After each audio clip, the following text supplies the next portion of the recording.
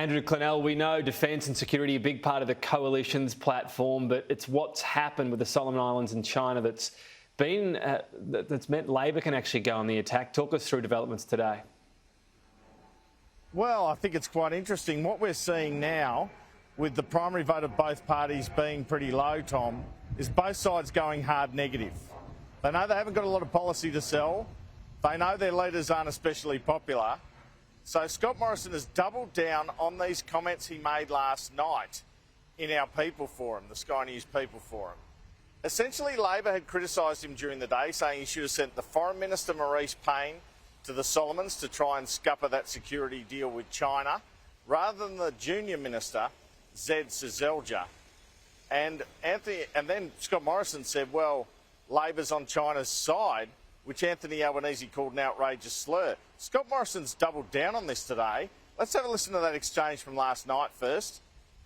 What I don't understand is that when something of this significance takes place, why would you take China's side? Well, let's get Mr Albanese's view on it. Have you taken China's side on this? That's an outrageous slur from the Prime Minister, and it shouldn't be. National security issues shouldn't be the subject of that sort of slur. Now, Scott Morrison then listed today, when he was asked about this, a number of reasons why he had claimed Labor was on China's side. When our relationship with China started to descend, and when China was putting in place trade blocks on Australian products, wine and barley and various things like that, they said that was Australia's fault, not China's fault. When I called out China for where the pandemic started and said there had to be an independent investigation into the origins of COVID, apparently this was the wrong thing for us to do. They thought Labor said that Australia was at fault in calling for that, and our government was at fault for doing that. When I cancelled a submarine contract for $90 billion because it wasn't the right submarine for Australia, but when France attacked Australia over that decision, they didn't side with Australia, they sided with the French government. And more recently, now we have China seeking to influence through their means, which Peter was a bit more expressive about today. Do they blame China for doing that, or do they use it as an opportunity to attack the government?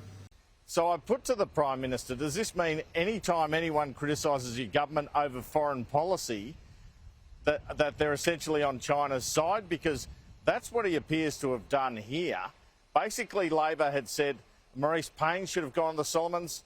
Myself and other journalists had questioned him that, and he doubled down on it, Scott Morrison. Prime Minister, if they're critical of you, you say they're on China's side. If they're critical of anything your government does in this space, you say, well, you must be on China's side. Is that your argument? Well, Andrew, let me put it to you. Do you think the relationship with China and the fact that they have imposed trade coercion on Australia because we put in place foreign interference laws, that we put in place tougher foreign investment laws, that we called them out on issues like the pandemic, do you think that was Australia's fault, or do you think it was China's fault? So now you're lumping me in the same category. Well, you put the question. You put the question. I'm simply saying. I'm simply saying, Andrew, that when we've taken decisions in the national interest, and when we've stood up for Australia and done the right thing for Australia, the Labor Party has joined the chorus of other countries attacking Australia. What Scott Morrison is claiming is pretty similar to what got Peter Dutton in hot water when he suggested the Chinese Communist government wanted Labor to win the election.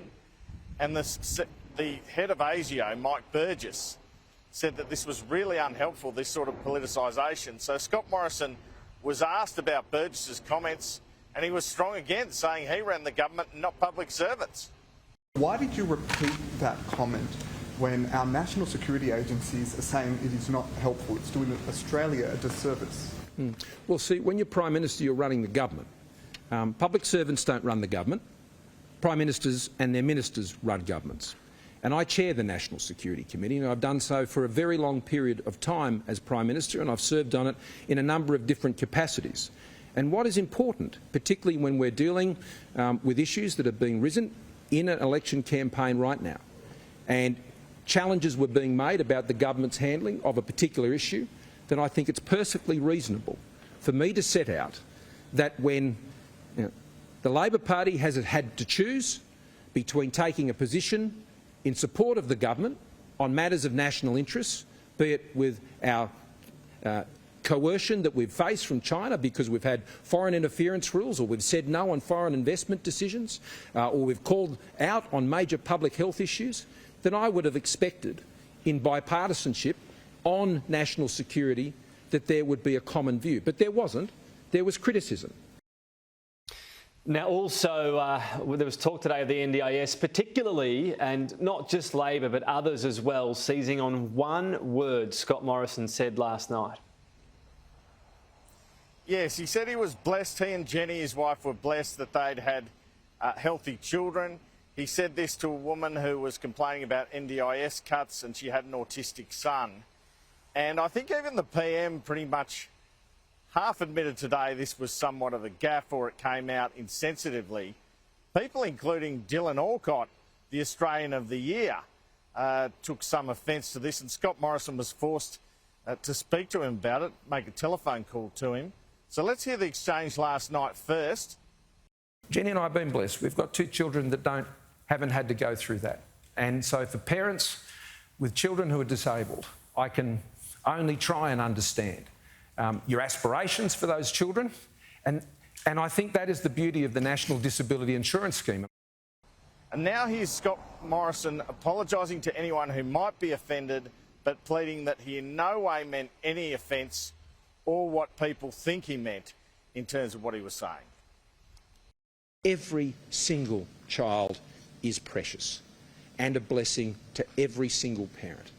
And I don't think that is in dispute. And I don't think anyone would seriously think that I had intent of anything different to that. But I can appreciate, particularly with some of the ways it was communicated and the way it was sought to be represented by our political opponents in the middle of an election, that it could have been taken in a different context. And I'm deeply sorry about that. Just finally, of course, we had the all-important verdict from last night's People's Forum, but it's not as though the two leaders, I guess, take the voters' words for it or the final tallied numbers. Well, it's interesting, isn't it? It feels like Scott Morrison's had to do a bit of cleaning up today after this debate. Probably on both turnbacks, Anthony Albanese's had to do a little bit himself. Perhaps that's why it was close to a tie. So Trudy McIntosh asked the Prime Minister, why are there so many undecided? Why did the audience put Anthony Albanese ahead of you? Last night, more voters in the room picked Anthony Albanese over you. A quarter remained undecided after that hour.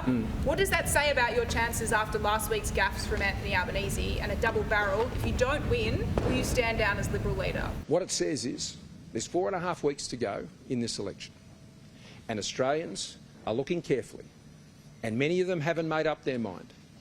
And they will be making up their mind over the next 4.5 weeks.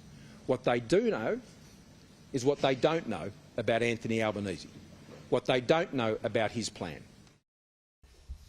All right, Andrew Clennell, still fascinating to see how the reverberations from that People's Forum. We'll let you get back on the bus and talk to you next hour. Thanks, Tom.